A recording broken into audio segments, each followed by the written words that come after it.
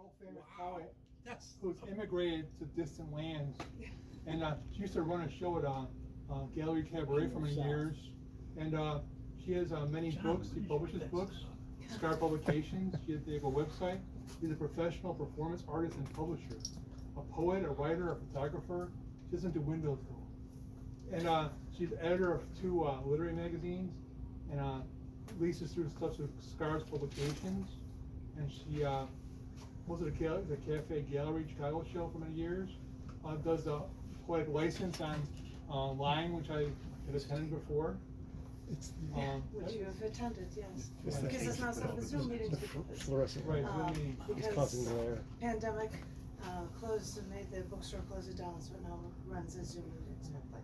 She's sung in 3 bands, has 40+ CD releases on iTunes, Amazon, and others. And she also won the Poetry Ambassador Award. Oh, wow. So we can settle as Poetry Award. And she has been nominated for several prestigious pushcart prizes. And she prestigious. Yeah, and she runs internet radio stations and a poetry podcast. She did. I did, not anymore. She frequents radio, national, local television as well. I try to get anywhere I can and infiltrate anything as much as possible. Yeah.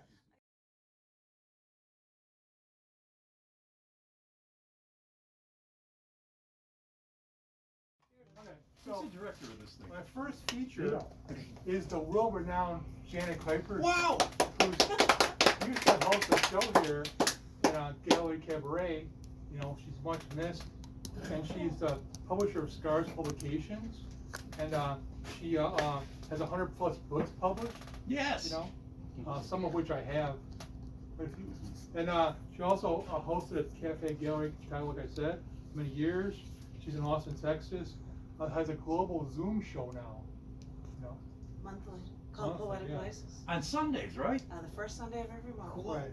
She's sung in 3 bands. No, I can't sing well. Anyway, and she also has CD releases on iTunes, Amazon, and others. And she is profiled in such magazines as Nation. Wow. And she also won the Poetic Ambassador Award, so she can settle poetic disputes. Global disputes over global, poetry. yeah, like if Billy Collins wants to kill somebody, she might step in and settle it. And also, she was a Poet of the Year, and she been nominated for many multiple pushcart awards, very prestigious. And she has run internet radio station shows and podcasts. She frequents radio, national, and local television. Let's hear it for Janet Kuypers.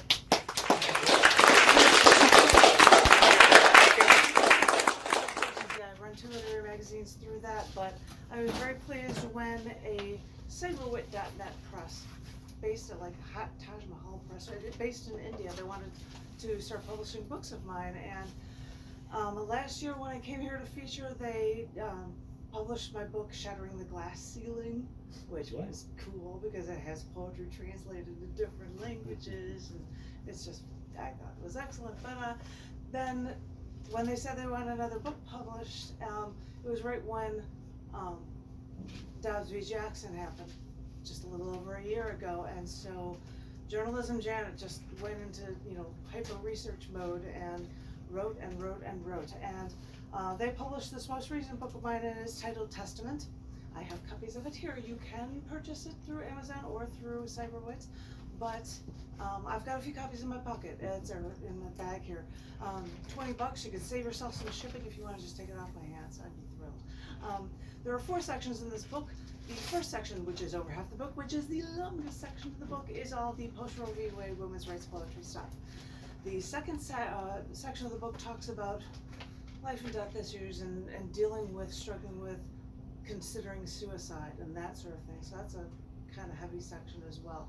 The third section is poetry that is reflective of the first book in the Old Testament, Genesis. And the last section has 3 short poems that reflect sections of the newest book in the New Testament. And they all then those 3 tie back into Revelations poems tie back into the idea of having your rights back and all working and growing together. But anyway, I was going to share with you poems from section 1, just because it's so big, and just because by living in Austin, Texas, I I get to see firsthand a lot worse situations than anybody sees here, I think, because of the the political circle that, you know, the Chicagoland area is in. And so that was why I'd be writing so much more. So I was going to share with you a number of poems that are appearing in this section of Testament. The first poem I was going to share with you not only appears in the first book of Testament, but it also appears in the July 2023 issue of one of the literary magazines I published, Down in the Dirt, Lonely Visitor, Lonely Visitor. I cram stuff in the back when I can pull that off. So this first poem that I'm going to share is going to be in both of these books. And it is titled, Equality Doesn't Mean Removing Rights. The other day was the anniversary of the day the 19th Amendment was certified in the United States, giving women the right to vote. On anniversaries past, I have reflected on how we have come a long way, baby, but we have to keep looking happy because, you know, like, we must be grateful for all of women's strides that these men have let us accomplish, succeeding all while pressed under their thumb. So I thought it was funny to see that yesterday our US president called it Women's Equality Day, and at the White House they'd focus the day on abortion rights. How good of them, when another government branch, possibly correctly, actually decided to overturn Roe v. Wade to allow these states to decide. I don't think the entire country realized what a giant catastrophe that might be for over half of the people in this nation. I didn't know if the White House would have some sort of festival for the day or what, until I heard that they were actually meeting with state and local leaders to discuss ways to safeguard access to abortions, which has been under such duress and such peril since it seems half of these states now stole women's basic rights. In fact, the president continues suggesting that the only way to reverse this injustice is in our future voting choices. So, how appropriate on the anniversary of the day we gained the right to vote that I hear his call today of all days. Have you ever heard the allegory, the story of a baby that may seem content on their own, but show them a treat, let them hold it for a while, then abruptly take it away? That's when the baby starts crying, now robbed. And this is what goes through my head now, after women have made such accomplishments in life, after being held back for so long. And then, with the stroke of a pen, it seems that the floodgates have been opened for usually rural, conservative white men to bring women back to the dark ages again. They say we've accomplished so much, and then I wonder, have we really?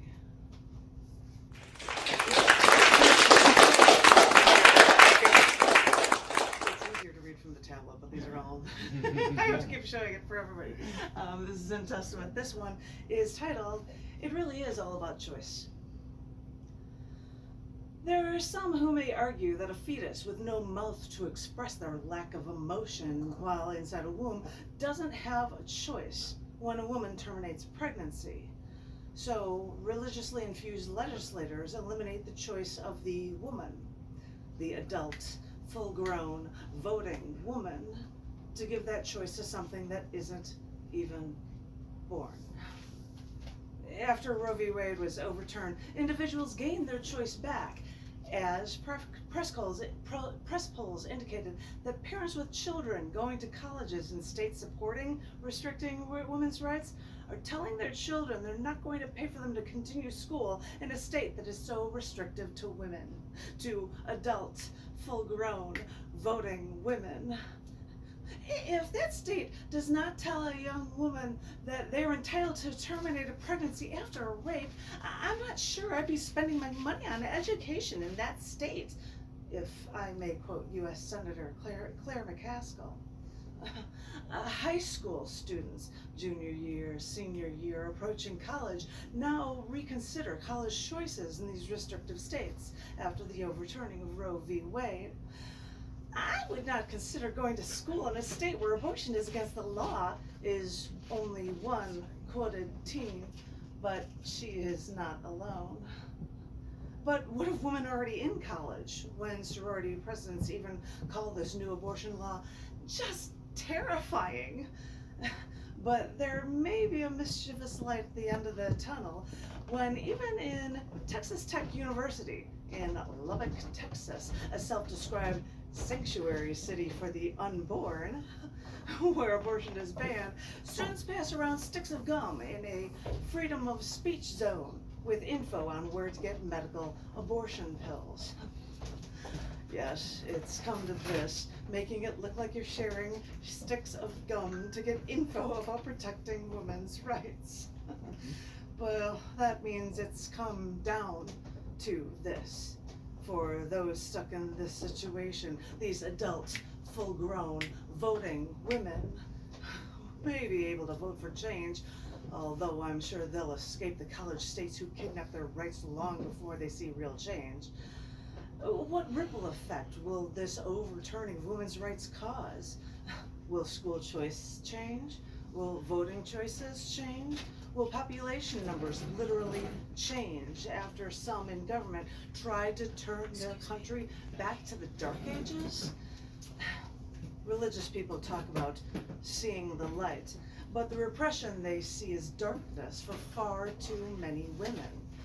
Trust me, light they claim to see blinds them to equality for all living beings.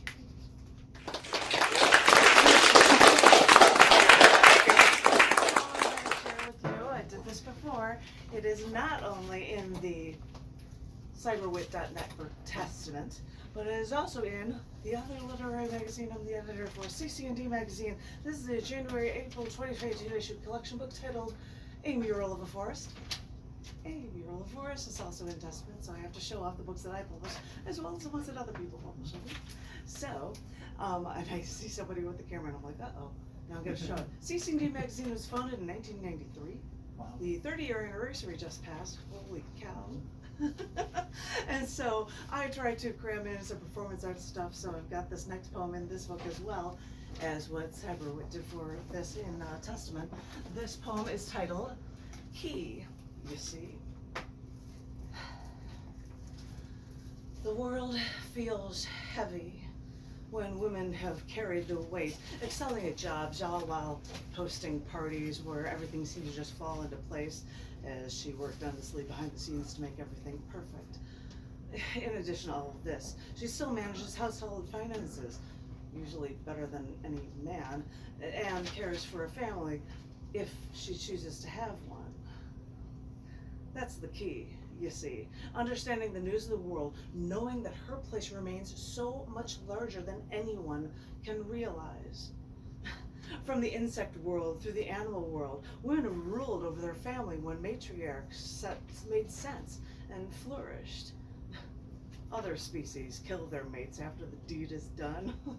But the beauty is when, without the death of a full-grown male, these queens can then choose how their family can grow.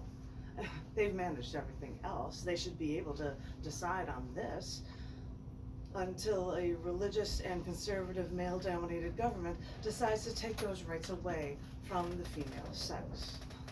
Suddenly, these strong women, after fighting to advance their rights, lose a most basic right over their body and their choice to men who claim to know better. These men, when men can choose to actually relinquish nearly half of their lives with weight gains and hormone changes that may force some men into a psych ward, or just to relinquish their lives again for years, decades, for something they didn't want, then men can choose what's better or not, or if it's better to just cut the seed of the weed before it grows so unmanageable that they're forced to be a servant to something they never wanted.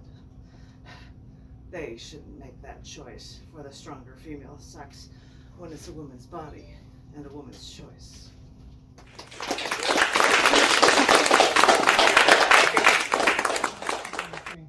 poem, so, yeah, if you wanna, anybody wants to sign in, here's a sign this sheet for the sign list, okay, sorry. That's quite all right. And so, dun dun dun, the next poem is titled Jihad Against Free Choice. Bypassing my poli-sci school prerequisites, I'm sure my early U.S. high school history class taught me the 10th Amendment clearly. Powers not stated in this Constitution, quote, are reserved to the states respectively or to the people, unquote. When the United States was founded, that worked, and we were separate nation states until we made a federal reserve, until we mandated a federal income tax. And yes, Congress may have created the U.S. Army, but in Article 1, Section 8, Clause 12, it states, and let me quote, the Congress shall have the power to raise and support armies, but no appropriation of money to that use shall be for longer term than 2 years. Even though the Civil War armies existed by state, but now war becomes national. My military husband will quickly state that all recruits start their services with terms of 4 to 8 years. So if we support our Constitution then why do we allow our government to break it by forcing people to serve at a minimum 2 to 4 times longer than they're politically, legally supposed to? My point is that even if the national government breaks its own laws, once they've created national banks, taxation, armies, that is when we lost our autonomy as individual nation states. We're all one now, like it or not, and the overturning of Roe v. Wade explicitly pointed out that choice is just too far for our national government. That power should remain with the states. So yeah, in principle, I get that. I don't like a national government taking my rights away, but Roe v. Wade didn't take our rights away, and after signing this one document that has given the go-ahead to let our states try and do that instead, we then learn the Christian Jihad Against Free Choice will try to force their beliefs on everyone and take rights away from over half of its people. Is that how our Constitution is supposed to work? By the people? For the people?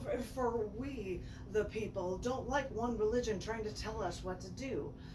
Since the beginning, we've dealt with "In God We Trust" on our money, and they changed the Pledge of Allegiance to include "Under God," thanks to Eisenhower, because us Americans were supposed to be better than those godless communists, though I do remember seeing far too many elaborate churches when I visited St. Petersburg. And I'm no history buff, but now that I think about it, let's go back to that First Amendment, and I quote, "Congress shall make no law respecting the establishment of religion." This is before free speech or freedom of the press. And I bring this up, the first words of the First Amendment, because over half of these United States now try to establish their religious beliefs by suppressing the rights of over half the people. Isn't that just one more thing expressly forbidden by our Constitution? And really, I'm no history buff, but it doesn't take much reading to find so many things going wrong after the overturning of Roe v. Wade.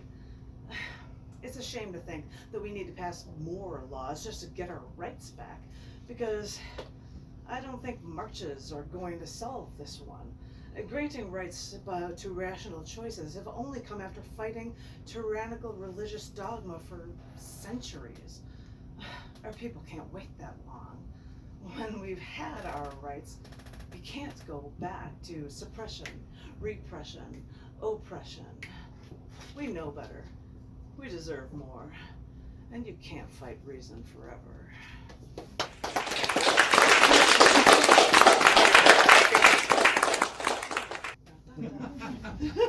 This is from Testament, part 1 of the book Testament. This poem is titled, "Only Considering Women's Rights." Wondering if I was the only one. Wondering if anyone else considered women's rights, especially after Roe v. Wade. I watched a television interview. Okay, it was on Comedy Central. Cut me some slack. The Daily Show back that day conducted daily interviews, usually with relevant lunchtime poll topics. where the 70th Miss Universe talked about how she was bullied for gaining weight. So even those who are perceived as the most beautiful are also teased. But what stuck in my head is how she was going to rural towns to make feminine pads available to young girls, since many places don't even allow women access to the most basic reproductive needs. Because, well, we forget when, thanks to Obama, birth control's free in the USA, and in some parts of the world they just have it so much worse. I think of the third world countries who restrict women's rights, so I contemplate that, hey, maybe we don't have it so bad here in the USA. That's when I have to stop myself, remind myself that we women all have these rights. Or wait a minute, we had these rights after fighting for them for far too long in these quote unquote United States, that if this is supposed to be the land of the free, when rights should be allowed to full-grown women and not to miss menstrual cycles and not to mistakes, not human life, not living, breathing, voting human beings who do not have a heart, go ahead. Consider dates of fertilization. Don't consider the person hosting cells that may one day be a human being. For these chemical reactions, if they only had a brain with cognitive reasoning, they would beg you to respect the woman first. So, I was watching an interview with Miss Universe. What an outdated symbol for the value of women. A woman from India talking about women's rights, and it made me wonder if I was the only one, wondering if anyone considered women's rights.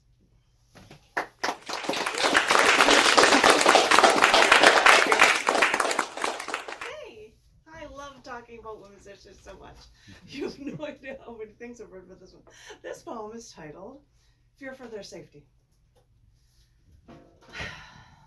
How women speak is interpreted under the cloak of womanhood. Well, she's just a woman. How could she say that? She doesn't know what she's talking about. So, subliminally, all women couch what they say based on who's listening to them, based on how people interpret their words. And when a woman with any authority in a workplace says something strong to correct a problem at work, men will say she's being a bitch. When a man says the same thing, he's seen as being driven. When a woman went to a doctor during menopause complaining about hot flashes, the doctor suggested giving her Xanax, which can impair memory, judgment, or coordination, can cause paranoia or suicidal tendencies. And the doctor didn't deliver a remedy, he just prescribed her a pill to shut her up.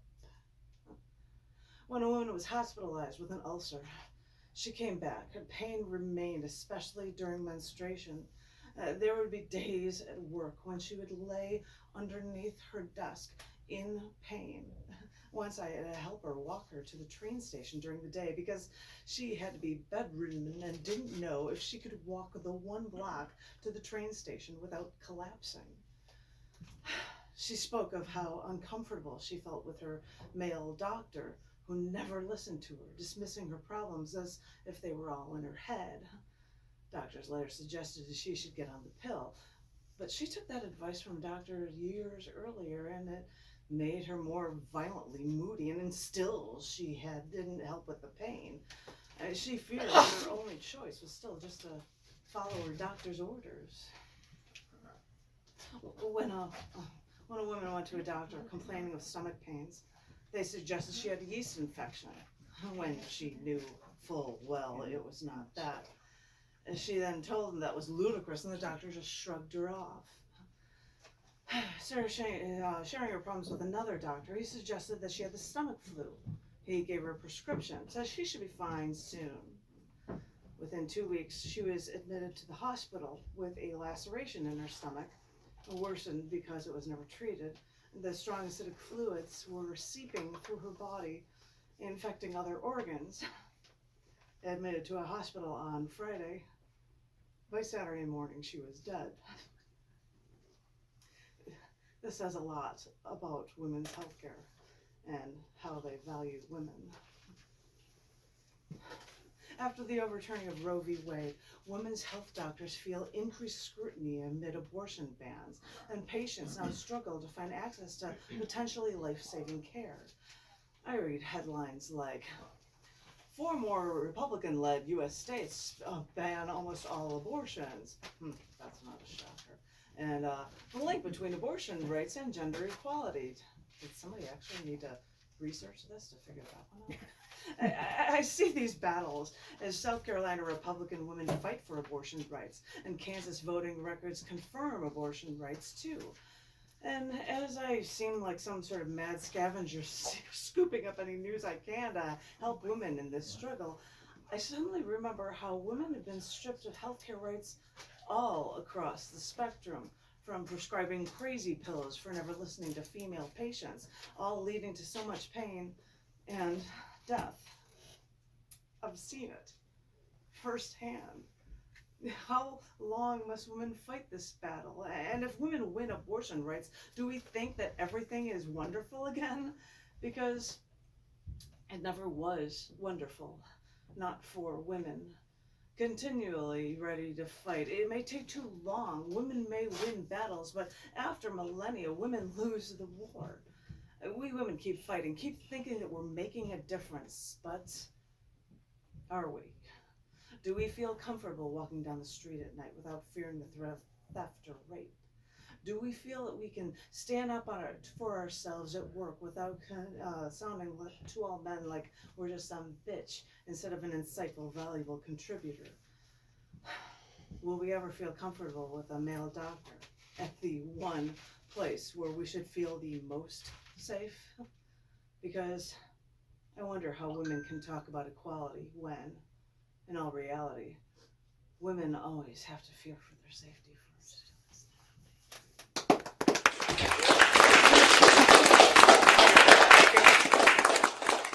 My last poem is moving toward, probably maybe 2. I'm trying to look for this. Anyway, this one is titled, Expecting Rights After Losing Rights.